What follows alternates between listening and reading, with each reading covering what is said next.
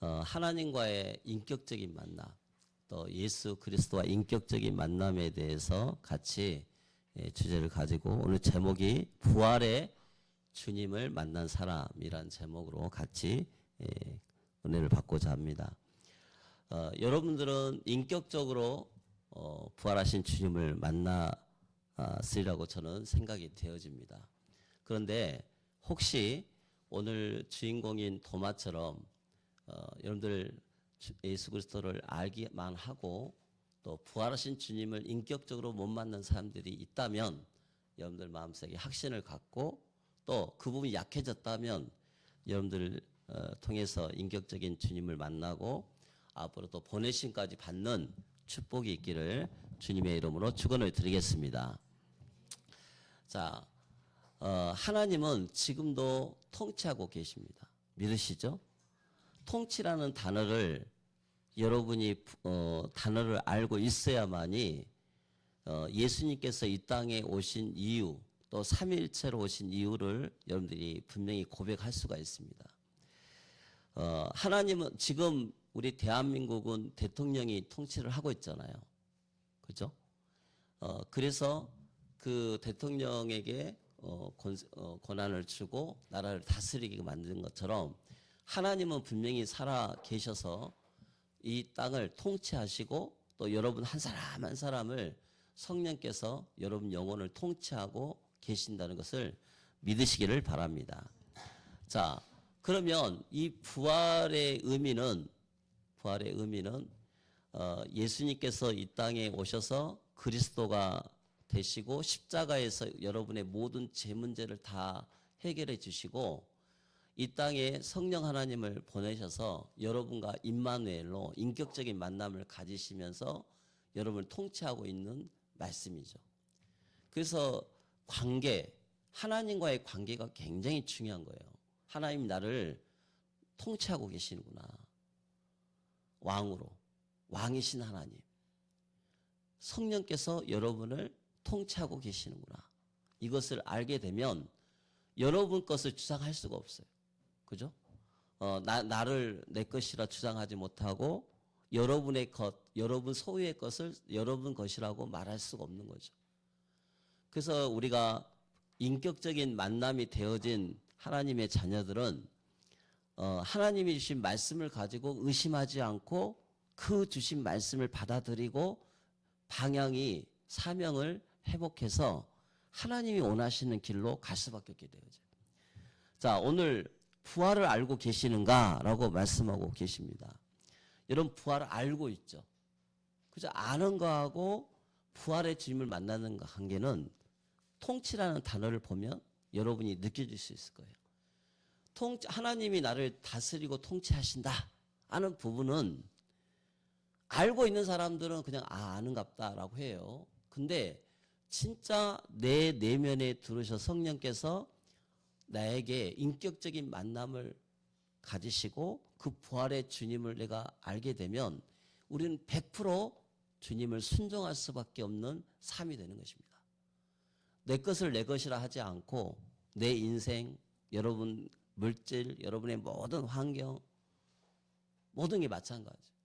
우리 교회도 마찬가지. 교회도 하나님 나라가 임하시고 그 나라의 왕이신 예수님께서 성령을 보내셔서 우리와 함께 지금 임마누엘로 거하시는 거예요.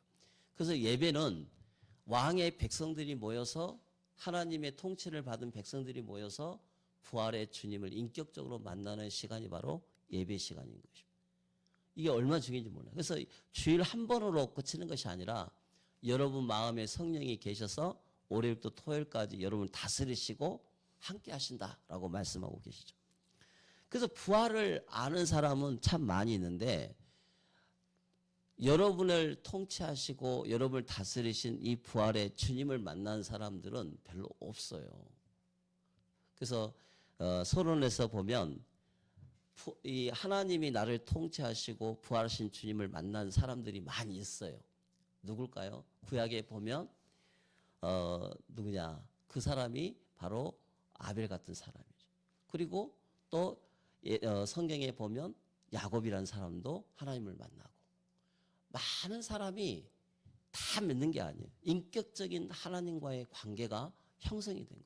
신약에 와서는 이 예수님이 오늘 이제 12제자 이야기 중에서 누가 나옵니까? 바로 다른 다 제자들은 다 부활하신 주님을 만났다고 하는데 이 도마는 의심이 많아요. 성향이.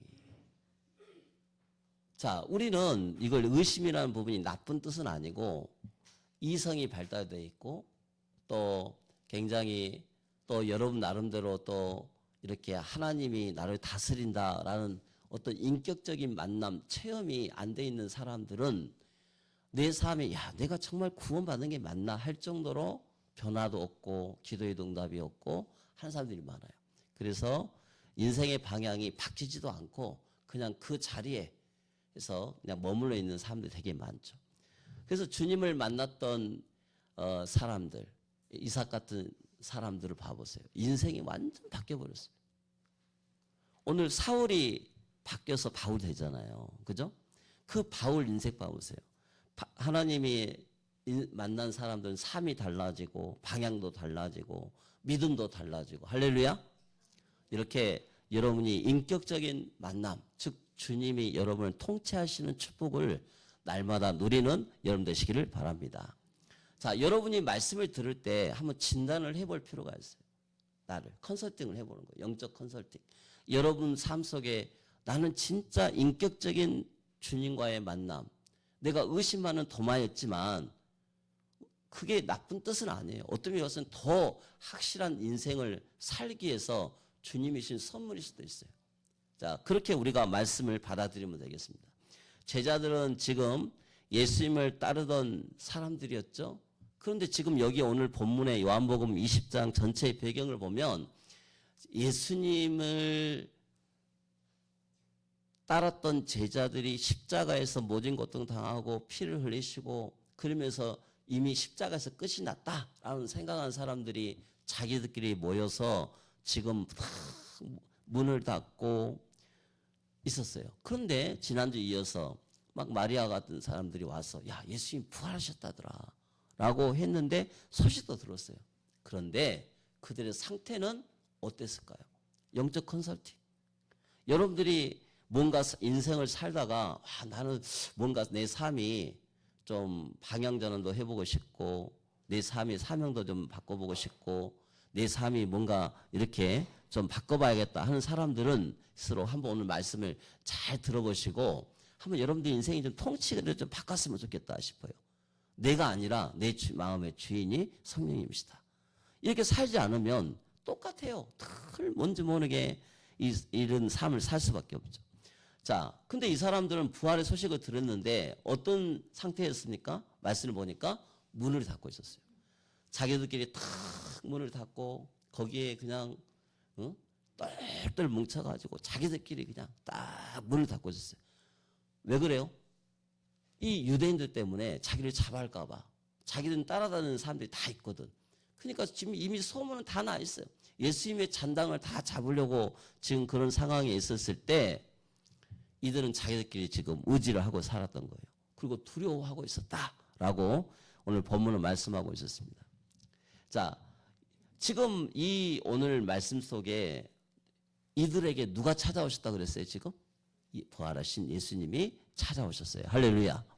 자, 뭔가 이들은 예수님이 나 왔다라고 문을 떡떡떡 놓고 한 게 아니라 뭔가 다 모든 걸 다 바깥에 불빛 하나 나가지 못하도록 다 이렇게 해놓은 그런 상태 속에서 부활하신 예수님이 나타난 거예요. 근데 이 자리에 한 사람이 빠져 있었어요. 누가 봐요? 도마가 빠져 있었어요. 자, 이 도마가 빠져 있었는데 왜 빠져 있는지는 뭐 성경이 자세히 나오진 않았지만 아마 본리 개인의 일 때문에 그 자리에 참석을 하지 않았던 것 같아요. 자, 다른 제자들은 부활하신 예수님을 만났고 도마는 지금 못 만났는데 그 결과가 어떻게 됐느냐? 믿음의 차이가 생겼어요. 즉 부활의 소식을 전해던 사람 제자들에게 나타나서 도마 빼고 나머지 제자들은 다 부활하신 주님을 만났어요. 오늘 그 내용이 일대지 나옵니다. 그런데 도마는 한 단계 건너뛰어서 들었어요. 또 그잖아요. 보지 않고 듣고 나는 어떤 신앙인가를 본인이 또 이야기를 하고 있는 거예요. 자, 그럼 1대1로 봐봅시다. 자, 여기에서 오늘 말씀의 핵심은 뭐냐라고 했을 때 부활의 주님, 즉 나를 통치하신 하나님을 인격적으로 만나야 믿음이 살아나고 여러분들의 사명이 시작된다는 것을 믿으시기를 바랍니다. 여러분들 4월달 여러분 마음속에 이게 정말 여러분들이 확신이 없으면 나도 모르는 사이에 늘 도마처럼 들었더라, 그랬다더라, 목사님이 말씀이 이랬다더라 라고만 듣는 신앙으로 그쳐버리는 사람들이 되게 많아요. 그러나 부활한 주님을 내가 한 번쯤은 나도 왜 인생이 이러지? 라고 하나님으로부터 성령으로부터 은혜 받기를 간구하고 영적 컨설팅 받기를 원하고 여러분 나도 하나님 주님 내 인생이 정말 성장하기를 원합니다 라고 질문한 사람들에게는 주님이 직접 찾아오셔서 여러분들을 치유하시고 오르만져 주시고 여러분의 확신을 심어주는 거예요. 그런 인격적인 만남이 있기를 주님의 이름으로 축원을 드리겠습니다. 어떤 사람은 주님을 이미 만난 사람도 있고 어떤 사람은 아직 그분이 약해지만 둘 다 똑같아요. 뭐가 있느냐?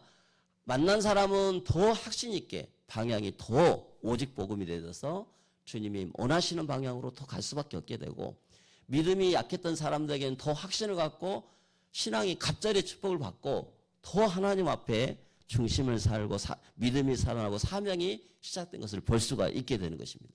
자, 오늘 본문을 봅시다. 자, 이 사람들은 지금 조금 더 세밀히 보면 그 자리에 지금 있었던 사람들은 두려움 속에 임하고 있었어요. 신앙생활 하는데 두려운 거야. 여러분 그럴 때 있나요?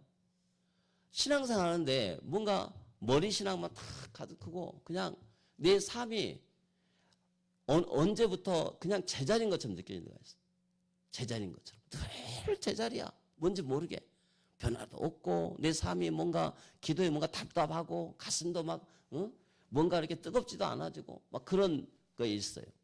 자, 이런 속에서 내 인생이 과연 어떻게 될 것인가? 이런 두려움 속에서 이들에게 부활의 주님이 찾아오신 내용이죠. 자, 19절 봐봅시다. 조금 더 보면 아까보다 좀 더 보면 지금 문들이 닫혀 있어요. 우리 교회에 내가 토요일이라든지 막 이럴 때 평일날 제가 문을 좀 닫아놔요. 왜 문을 닫아놓으면 온갖 사람이 다 와. 보면. 근데 그 중에서 제일 좀 심한 사람들이 돈 없다고 와갖고 목사님 돈 주세요. 못 주세요. 막 한 사람도 있고. 좀 심하면 여기 예전에는 막 우리 있었을 때 몇 년 전이지만 여기다가 우리도 모르는 사이에 이쪽 방에다가 애들 막 놀고 있는 책상 밑에다가 거기서 애들 응아도 해놓고 막 가버려. 어른이 막 그렇게 막 있어요. 또 우리 모르는 사이에 막 또 와서 물건도 막 훔쳐가고 막 이런 일들이 굉장히 많아요. 또 새벽에는 막 또 술 취한 사람들이 막 올라와서 또 여기 위에서 막 또 잠도 자기도 하고 막 그런 상황이 있다 보니까 저도 교회에 있을 때 좀 이렇게 특별한 일 아니고는 이렇게 문을 닫고 약속이면 또 이렇게 이제 사람 문 같이 만나고 그런 상황이 있는데 지금 이때의 상황은 이보다 더 심한 거예요. 이들은 생명, 목숨을 이토록게 느꼈던 사람들. 왜냐? 예수님을 따라다녔다는 잔당들이라는 그게 해서 현상 수배가 된 거예요. 그러니까 이들이 지금 자기들끼리 다 뭉쳐가지고 지금 막 두려움 속에서 막 있었던 거예요. 막 유대인들이 자기를 잡으려고 발자국 소리만 나도 뭔가 부스 소리만 나도 막 두렵고 막 앞날이 막 힘들고 완전히 모든 신앙이 다 무너져 버린 그런 상황이었습니다. 즉 두려운 영적 상태였어요. 문을 닫았다. 그래서 이 문은 단순한 문이 아니고 그냥 문도 닫혔지만 마음의 문도 닫혀버렸어요. 이게 말씀이 안 들리는 거야. 그죠? 지금까지 자기들이 훈련받았던 모든 말씀, 부활하신 주님이 다시 뭐 부활하셨다. 이건 천만의 말씀. 야, 무슨 주님이 뭐 부활했어. 지금 우리 목숨이 이태로운데. 우리 젊은 친구들 한번 잘 생각해 보세요. 우리 사는 성도님들. 여러분 속에 이런 마음, 하나님에 대한 막 사모하는 마음이 없고, 여러분 마음속에 확신이 없어 있으면 그 마음의 문은 그 누구도 열 수가 없어요. 열 수가 없다니까요. 인간적인 마음의 문은 열 수가 없어요. 자, 이들은 어디 사람을 향해서도 의심의 병이 있고, 상황 속에서도 의심 문제, 소망이 없고, 하나님 앞에서도 완전히 닫혀 있는 상황이었어요. 그럼 왜 하나님이 닫혀 있는가? 하나님이 계시다는데 어찌 이런 일이 있냐 이거예요. 저분이 하나님의 아들이었다는데 어찌 이런 일이 있냐라고 하나님 앞에서도 완전 마음이 닫혀져 있는 상태가 있습니다. 그런데 놀라운 일이 벌어졌어요. 이곳에 부활하신 예수님께서 친히 오늘 신방을 하셨어요. 오늘 이윤수 권사님 오늘 신방 예배 있는데 여러분들 예수님이 찾아오셨어요. 찾아오셔서 여러분 마음속에 그 마음이 닫혀있는 그곳에 주님이 들어오셨는데 여기서 들어왔는데 띵동띵동 하고 초인종하고 약속하고 들어온 게 아니라 부활하신 주님이 그 자리에 앉아 계신 거예요. 얼마나 깜짝 놀랐겠어요. 그죠? 이런 상황이었어요. 부활은 여러분들 그 어떤 것도 막을 수 없는 생명입니다. 막을 수 없는 임재예요. 할렐루야. 여러분 주님이 선히 여러분과 함께하고 주님이 여러분을 통치한다는 것은 부활하신 주님이 눈에 안 보이지만 여러분과 함께 임재하고 계시는 것을 믿으라 이거예요. 이성은 안 믿어져. 그러나 말씀을 믿고 주님이 여러분과 함께한다는 사실을 확실히 고백을 해야겠죠. 자, 그런데 그들에게 동시에 나타나신 거예요. 다 보인 거예요. 한 사람에 보인 게 아니라 다 나타난 거예요. 다 보여주신 거예요. 요한복음 20장 19절 말씀에 보니까 자, 그러면서 그들에게 예수님이 나타나셔서 하신 말씀이 있어요. 너희에게 평강이 있을지어다. 할렐루야. 자, 이 어두움 속에 막 의심하고 막 힘들었던 그들에게 주님이 단순한 평강이 있어야 1호가 아니라 하나님과의 관계, 즉 내가 너희들을 통치한다. 나는 왕으로서 너희를 통치하고 내가 성령, 내가 너희와 함께 하시겠다라고 하면서 하나님과 아버지의 관계, 아니 아버지와 아들의 관계, 또 하나님과 여러분들 자녀의 관계, 이런 관계를 또 백성과의 관계를 회복시키면서 여러분에게 평강을 심어준 거예요. 자, 그때 주신 말씀이 뭐예요? 평강이에요, 평강. 그럼 이 평강의 의미는 뭐라고 써 있습니까? 히브리어는 살롬이라고 있습니다. 읽는데 여기 이 평강은 단순한 너희들 샬롬, 너희들에게 하나님의 안녕과 하나님이 너와 함께 하신다 인사라는 차원이 아니라 여기서 말하는 것은 하나님과의 화목을 말씀하십니다. 화목제 여러분들 옛날에 들어봤죠? 인간과 하나님 사이에 커다란 골짜기가 세워져서 그 골짜기는 건널 수가 없는데 이 다리를 하나님께서 양의 피로 죄 문제를 해결해 주시고 그것에 인간과 하나님 사이에 다리를 놔주는 화목제, 내가 너희를 용서해 주겠다 하는 이 죄에 대한 확신을, 용서하는 확신을 화목이라고 합니다. 그 예수님께서 그 화목제가 되신 거예요. 그게 바로 이 의미가 있는 거예요. 그래서 내가 평강, 내가 너에게 평강을 주겠다. 내가 바로 그 화목제의 주인공이다 라고 하시면서 예수님이 말씀을 하십니다. 자, 십자가로 이루어진 관계가 회복된 거예요. 십자가는 끝이 아니라 했어요. 십자가는 다시 시작이고 다시 부활이고 하나님과의 모든 관계가 다시 화목된 것이다. 할렐루야. 이게 인격적인 만남이에요. 예수님을 인격적으로 만나지 않는 사람은 화목의 확신이 없어요. 내가 용서받았는가? 내 죄 문제 끝났는가? 그렇게 늘 의심하고 삽니다. 뭔가 만져봐야 돼. 내가 주님을 직접 봐야 돼. 그게 아니에요. 주님이 주신 말씀을 실제로 믿는 거예요. 믿으면 여러분 죄 문제가 끝나요. 자, 그래서 로마서 5장 1절 한번 읽어보겠습니다. 시작. 우리가 믿음으로 의롭다 하심을 받았으니 하나님과 화평을 누리자. 그랬어요. 화평할 수가 없어요. 그런데 예수님이 그 제사의 제물이 되셔가지고 다시 부활하셔. 네가 이 사실을 믿느냐라고 말씀하십니다. 십자가로 이루어진 관계 회복을 말해요. 자, 그래서 평강은 제 문제 해결의 선언입니다. 너에게 평강이 있을지어다. 내가 바로 그 평강의 주인으로 너에게 평강을 주노라. 이렇게 말씀하셨어요. 여러분 예배 시간에 부활하신 주님이 말씀하신 이 평강의 축복이 저와 여러분의 임하기를 주님의 축원을 드리겠습니다. 그랬더니 이들에게 두려움이 해제가 됐어요. 한번 생각해 보세요. 그토록 그리웠던 예수님, 그토록 그리웠던 자기들의 예수님이 나타나신 거예요. 막 피 흘리고 막 귀신 같은 존재가 아니라 완벽한 부활체의 모습으로 딱 나타났는데 그렇게 그리웠던 예수님이 나타나니 그 두려움이 해제돼 버린 거예요. 그죠? 해제되고 있는 거예요. 자, 이 영적인 목마름 속에서 해제했던 그들에게 내적 평강이 임한 것입니다. 여러분, 예배는요, 부활한 주님을 만나면 모든 근심 걱정이 다 사라져버려요. 제자들은 두려움을 버려버린 상태가 됐습니다. 근데 그들은 마음속에 있는 두려움, 마음속에 있는 모든 어둠의 세력이 다 사라져버리고 그 마음속에 임마누엘의 기쁨, 평강이 그들에게 찾아왔어요. 여러분, 마음속에 평강이 있기를 주님의 축원을 드립니다. 나는 너희를 정죄하는 것이 아니다 그랬어요. 왜 너 나 그때 닭 3번 누기도 도망갔어? 너희들 왜 나를 부인하고 도망갔어? 왜 엠마로 도망갔어? 이렇게 말 한마디 않으시고 정죄하지 않으시고 내가 너희에게 평강을 주노라 했어요. 2번씩이나 말씀을 했어요.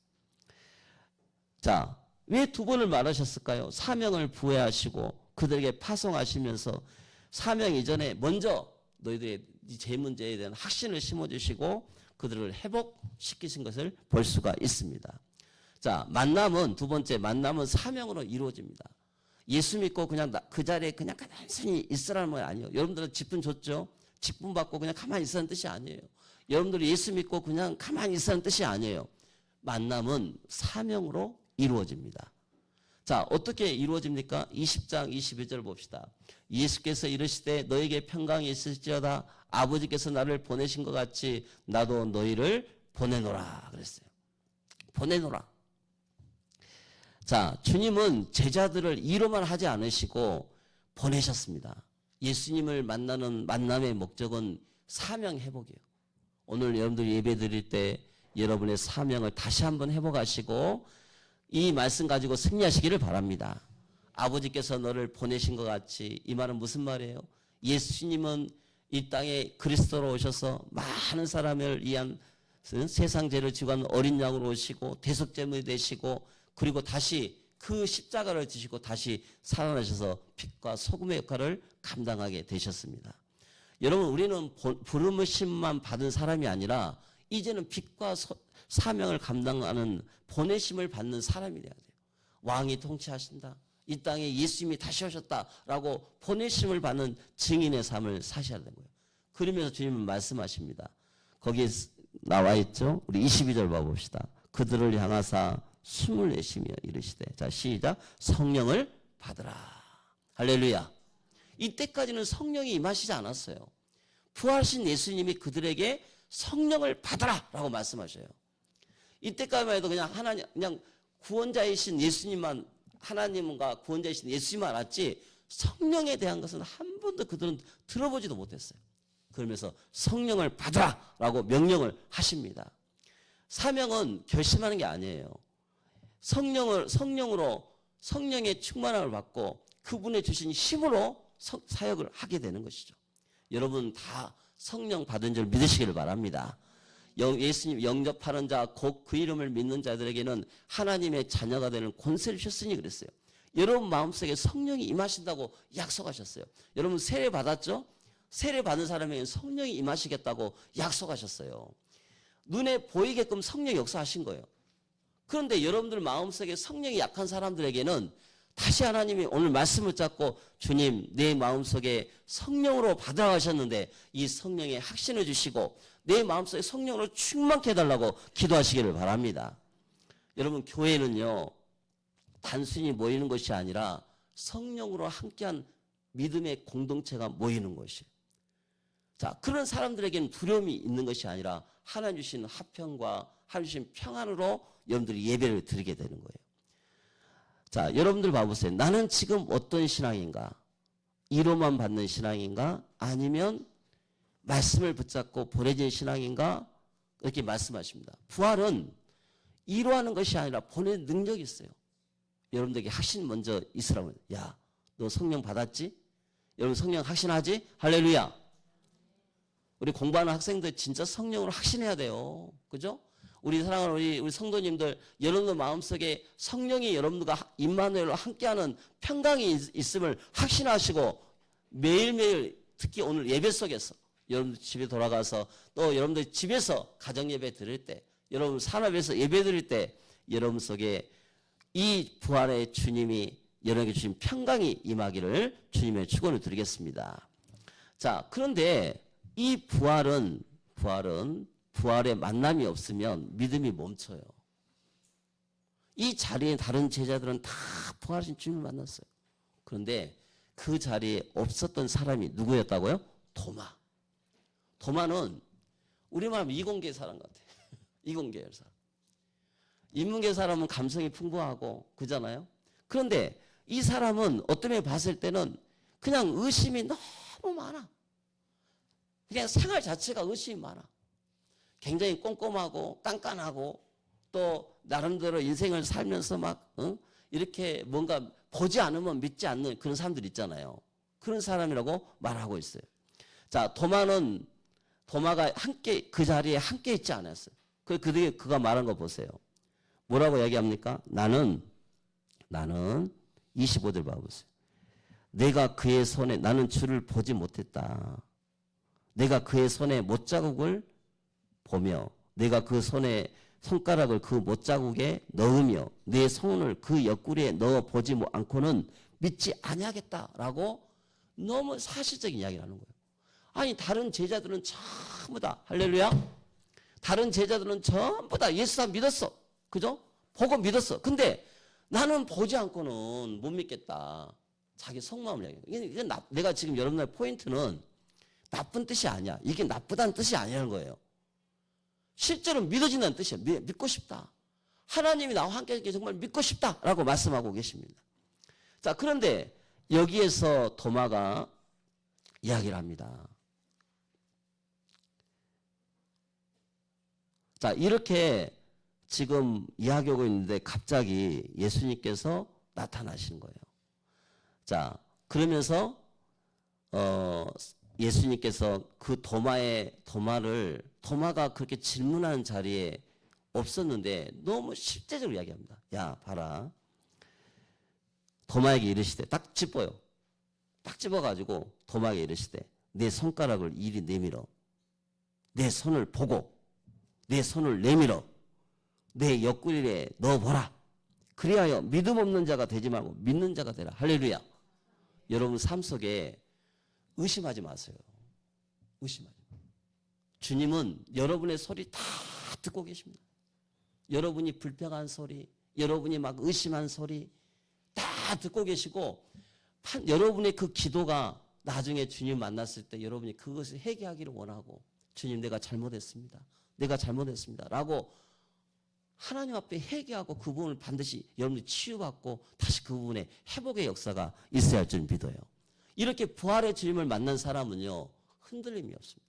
나중에 이 도마는요 십자가와 부활의 확신을 갖고 그는 두려움 속에 떠는 자가 아니라 주님의 사명을 받고 나가서 복음의 증인으로 그는 마지막에 순교의 인생이 되어졌어요. 여러분 우리가 인생을 살다 보면 나도 모르는 두려움, 마음을 닫고 있는 상태 있다 할지라도 주님은 여러분에게 찾아오셔서 여러분의 문에 아무리 여러분의 마음의 문을 닫아도 주님의 길은 막히지가 않습니다. 진짜 여러분. 자, 세 번째입니다. 우리 한번 거기 한번 읽겠습니다. 시작. 주님은 의심한 자에게도 찾아오신다. 의심하는 자에게도. 의심은 나쁜 게 아니라는 거예요. 여러분이 주님을 만나고자 하는 확고한 마음이 있는 상태에서 주님 저 만나고 싶어요.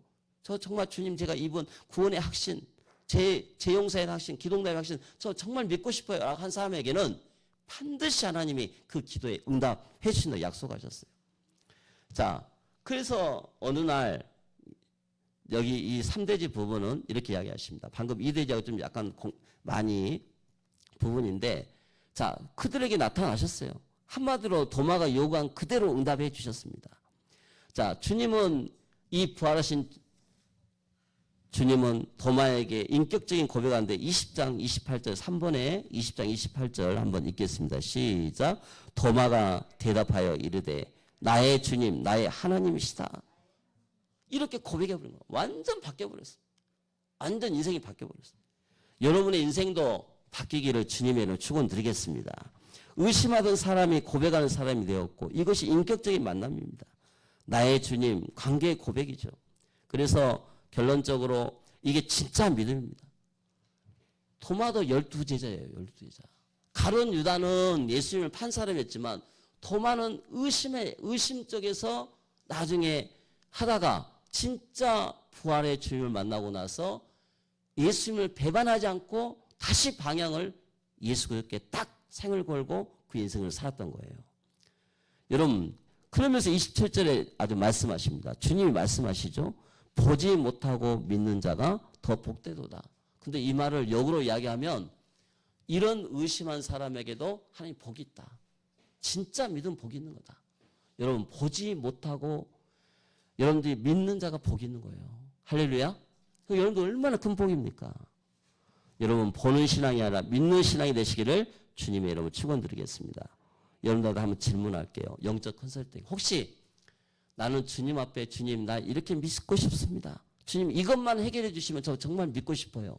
라고 했는데 아직 응답 없는 사람 있죠?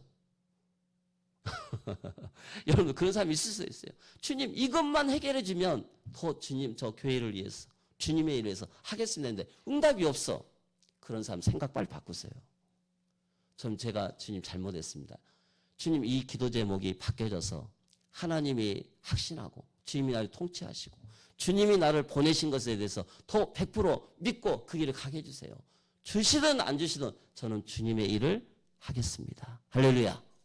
이게 진짜 신앙 고백이에요. 보지 않고 믿는 자가 더 복되다 그랬어요. 자, 결론입니다. 여러분의 신앙은 어떤 신앙입니까?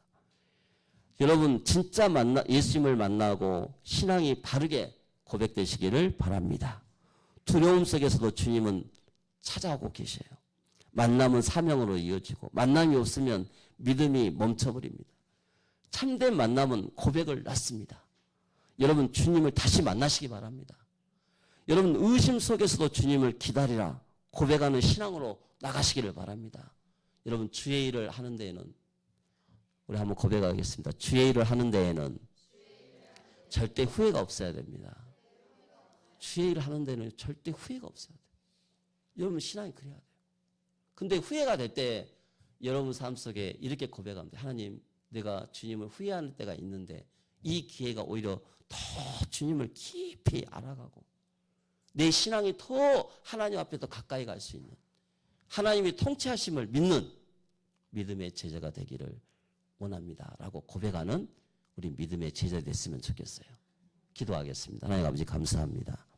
부활의 주님을 만난 우리 믿음의 제자들이 되게 하시고 하나님이 나를 통치하심에 대한 은혜가 날마다 넘쳐나게 하여 주옵소서. 예수 그리스도의 이름으로 기도합니다. 아멘. 찬송 266장 부르시면서 예물 드리겠습니다.